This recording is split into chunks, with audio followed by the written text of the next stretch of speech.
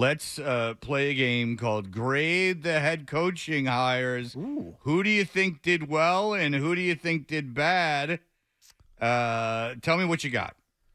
So I would say, and I'm going to pull them up so I have them in front of me. Please do. I mean, I think like the best one's the obvious one, which is Jim Harbaugh. Based on where the Chargers are from a roster standpoint, based on their quarterback, based on his results. I mean, the guy, he's weird, he's different.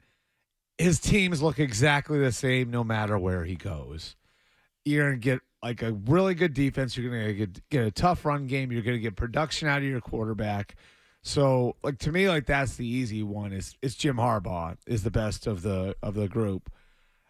The rest And of it them gets him away from coaching against your college football team. Yeah, that doesn't hurt either. Ohio State has a chance. No, but I think I mean, let's remember that he did go 2-5 against Ohio State. But,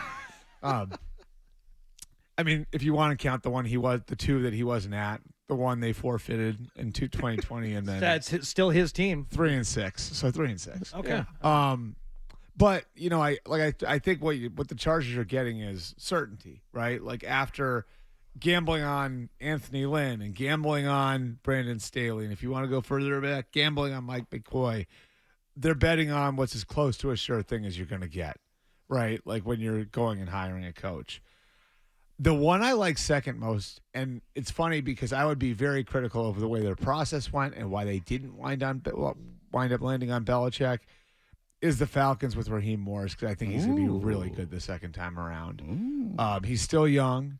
He's got, I mean, it's so rare that a guy would become a head coach that young and then have 14 years, to kind of reset and grow. And, I just think, like, you talk to anybody around him, they're going to think that's going to work.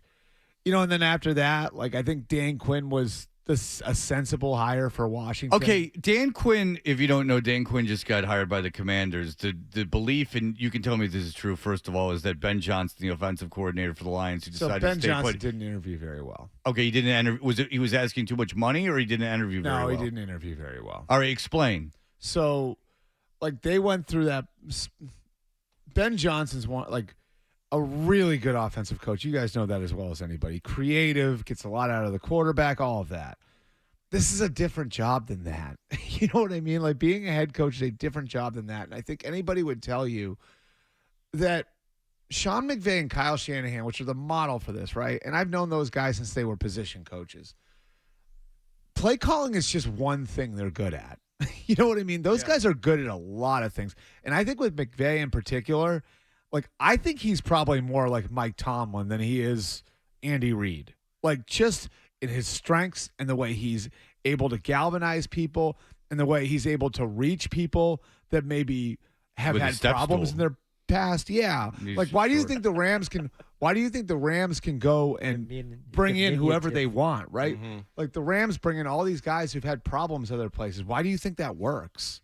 So I'm explaining, and Kyle Shanahan, like, maybe his greatest strength is like a lot of Belichick's strengths, where he knows exactly what he wants in every position, and the details there are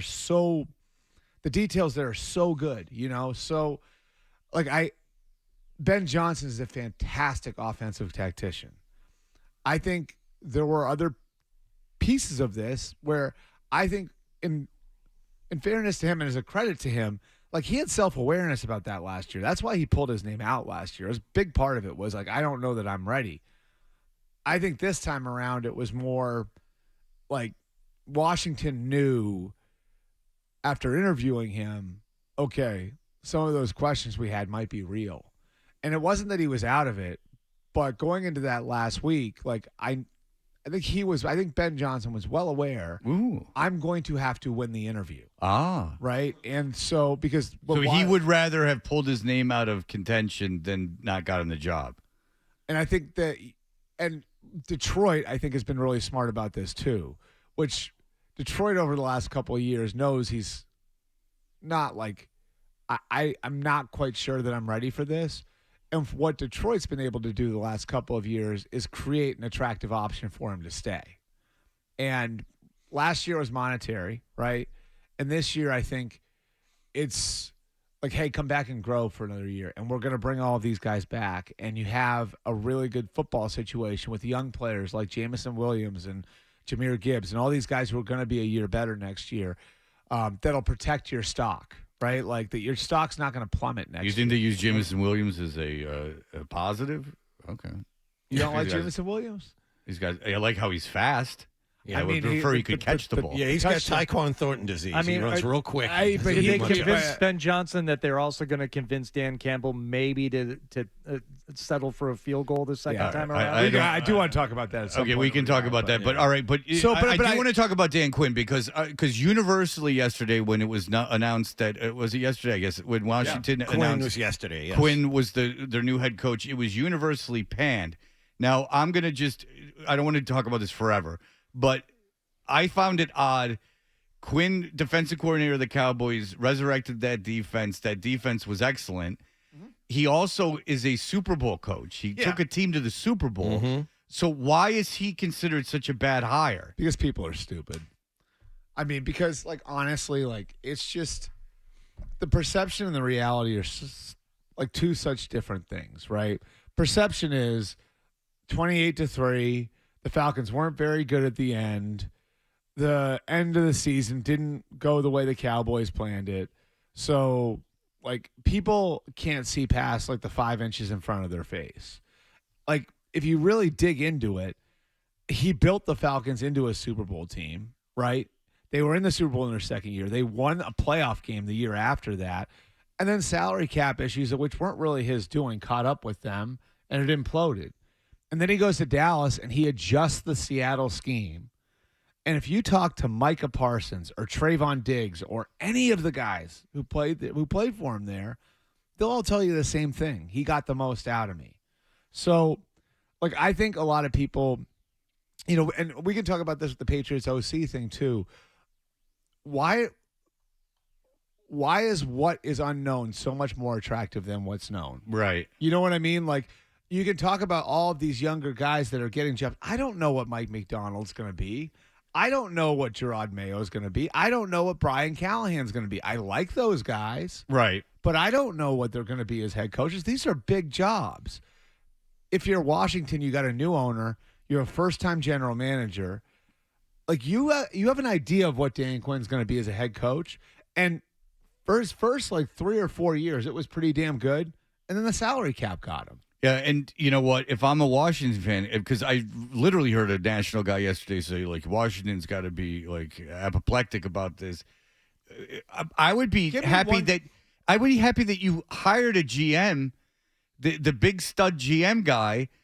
This was obviously partially his decision. I mean, you have your GM. There's, like, something to hang your hat on. I don't, and it must be frustrating for you, Bert. Give me one reasonable reason. Like in Seattle, right? Mike McDonald was a very popular hire, and I think McDonald is smart and has a lot of the tools that it takes to be a great head coach. Give me one reason why Mike McDonald was a better hire than Dan Quinn. Right. I mean, you have to remember, Dan Quinn also was the coordinator of the Legion of Boom defense. I mean, like, he's like a 2 Super Bowls with Seattle. It's not his fault they didn't beat the Patriots in that Super Bowl. And Dallas, Mike McCarthy's first year was a train wreck. He gets there 3 years in a row, 12 wins. And that's the thing. It is a mystery. Like a guy like Mike Vrabel is sitting out there, you know, a proven ridiculous. commodity.